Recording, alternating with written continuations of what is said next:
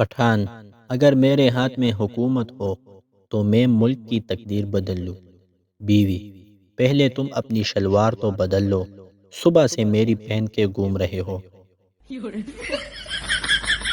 ایک پٹھان کو ٹیچر نے کہا، ٹرانسلیٹ انٹو انگلش: ہم سب امید سے ہیں۔ Pathan: we are all pregnant. Pathan کے سسر نے پٹھان سے پوچھا، گل خان اتنا بتاؤ کہ 12 سال میں 12 بچے، یہ کیا مذاق ہے میری بیٹی کے ساتھ؟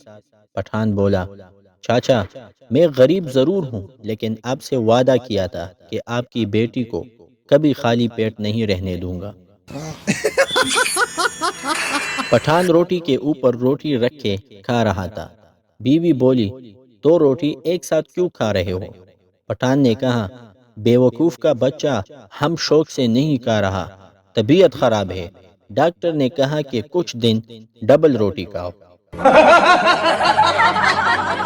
گھوڑوں کی ریس میں ایک گھوڑا سب سے پیچھے تھا۔ کسی نے پوچھا، کون سا گھوڑا آپ کا ہے؟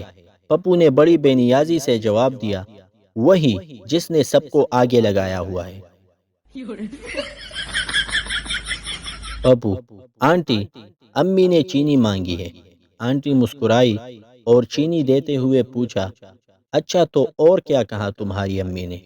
پپو معصومیت سے بولا، یہی کہ اگر وہ کمینی نہ دے تو نادیہ آنٹی سے لے آنا۔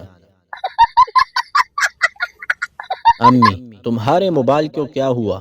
پپو: امی خراب ہو گیا ہے، صبح سے اتنی بار بتا چکا ہوں۔ امی: بتاتے رہو، بار بار بتاتے رہو، سن کر اچھا لگ رہا ہے۔ That's the funniest thing I've ever seen in my life.